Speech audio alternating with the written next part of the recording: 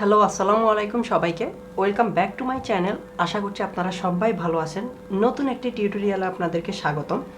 আজকের টিউটোরিয়ালটা একটু ভিন্ন, কারণ আজকের টিউটোরিয়ালে আমি শিখব হচ্ছে কিভাবে একটা জামার গলাকে আপনি পাইপিং দিয়ে কমপ্লিটলি সুন্দরভাবে সেলাই করতে পারেন, এবং সেটা আমরা হচ্ছে আজকে ডাবল পাইপিংটা কিভাবে দিব এবং সেটা দিয়ে কিভাবে সেলাই করব আমরা হচ্ছে সেটাই দেখব আজকের টিউটোরিয়ালে।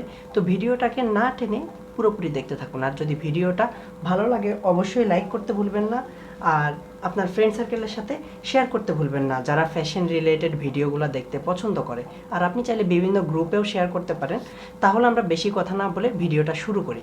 তো পাইপিংটা লাগানোর জন্য কথা হচ্ছে আপনি কি শুধু সামনের গলায় পাইপিং দিবেন না পিছনের গলা সহ পাইপিং দিবেন।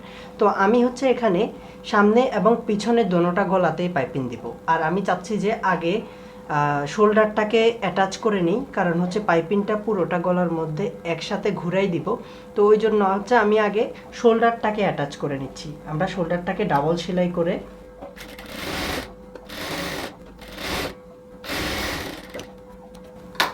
আমরা হচ্ছে ডাবল সেলাই দিয়ে নেব এখানে।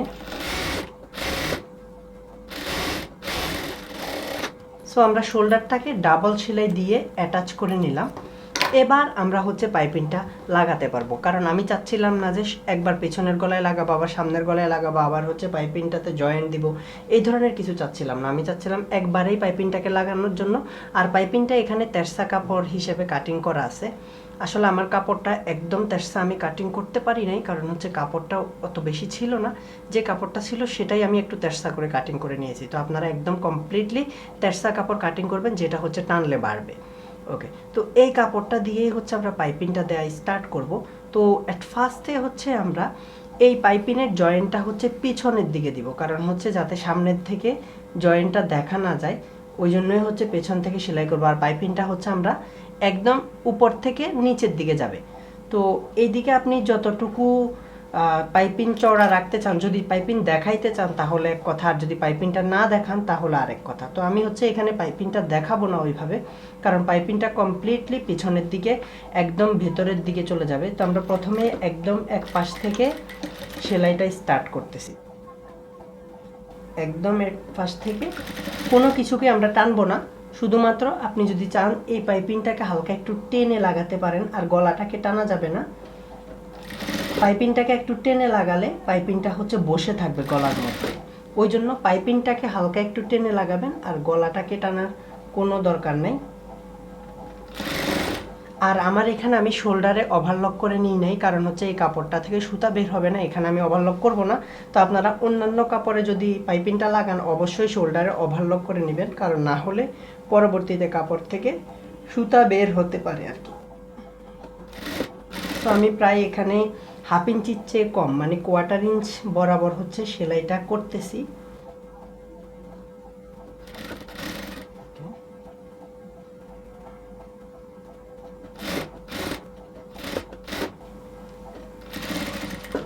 কমপ্লিটলি পুরো গলার চারপাশে হচ্ছে আমরা প্রথমে সেলাই করে নেব এটাকে। আর পাইপিংটা লাগানোর সময় হালকা একটু টেনে লাগাবেন, তাহলে হচ্ছে পাইপিংয়ের ফিনিশিংটা সুন্দর হবে।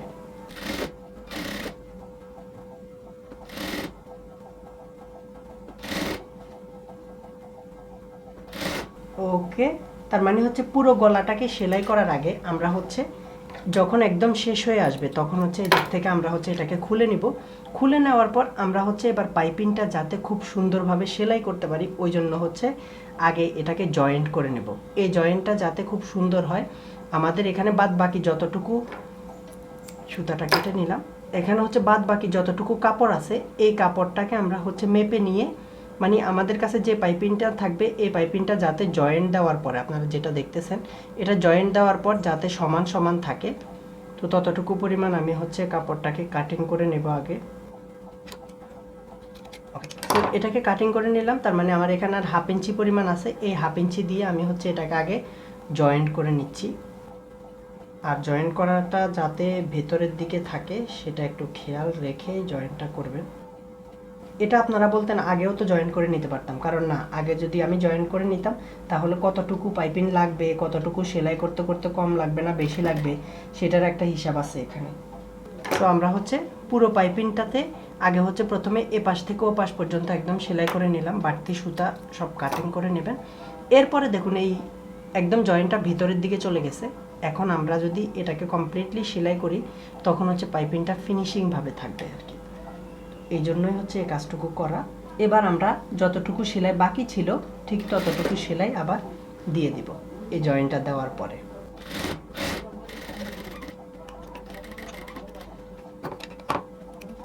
ওকে, সুতাটাকে খুলে নিলাম। এবার আমরা এক্সট্রা সুতা যদি থাকে সেগুলো কাটিং করে নেওয়ার পর দেখুন পুরোটা গলার মধ্যে আমরা সেলাই করে নিছি, আর এই জয়েন্টটাও কিন্তু একদম ফিনিশিংভাবে হয়েছে।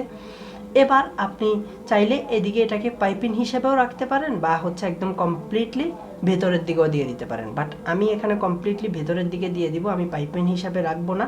বাট ভেতরের দিকে সেলাই করার আগে আমি হচ্ছে আগে এখানে একটা পাশ দিয়ে একটা চাপ সেলাই দিব পুরো গলাটার মধ্যে, এই যে ঠিক একদম কিনার দিয়ে, যাতে নিচে যে কাপড়টা আছে এই কাপড়টাকে বাহিরের দিকে রেখে এই কাপড়টার উপরে যাতে চাপ সেলাইটা পড়ে, মানে ফিনিশিং হওয়ার জন্য। সো পুরো গলার মধ্যে আমি একটা চাপ সেলাই দিয়ে দিচ্ছি আগে।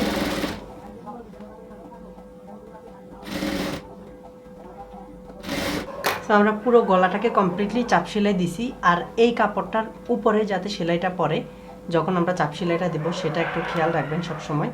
এবার পুরো কাপড়টাকে হচ্ছে আমরা কমপ্লিটলি ভেতরের দিকে নিলে এটা আর একটু বেশি ফিনিশিং দেখাবে আর কি। সো এবার কমপ্লিটভাবে আমরা হচ্ছে পুরোটা ভেতরের দিকে নিয়ে সেলাইটা করব পুরো গলাটার মধ্যেই,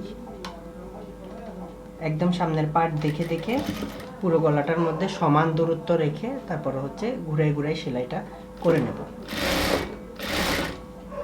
আর গলাটা যাতে সুন্দর থাকে সেটা একটু খেয়াল রেখে সেলাইটা করবেন।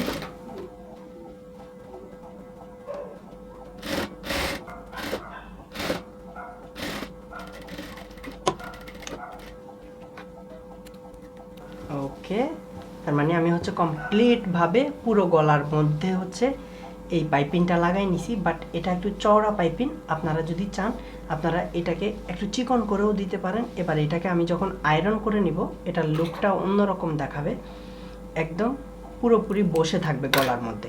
সো এই ধরনের পাইপিং যদি আপনি দেন অবশ্যই নিচের পার্টে ঠিকভাবে সেলাই হচ্ছে কিনা আর উপরের পার্টটা ঠিক আছে কিনা নিচের পার্টের সাথে সেটা একটু খেয়াল রেখে দিবেন। আজকের ভিডিওটা এই পর্যন্তই ছিল। আর আপনারা যদি এই ধরনের কাজ করেন অবশ্যই আমার সাথে শেয়ার করতে ভুলবেন না। আর ভবিষ্যতের ভিডিওতে আপনারা কি দেখতে চান সেটা অবশ্যই কমেন্ট বক্সে লিখে জানাবেন। তাহলে দেখা হচ্ছে পরবর্তী কোনো ভিডিওতে। সবাই ভালো থাকবেন। আল্লাহ হাফেজ।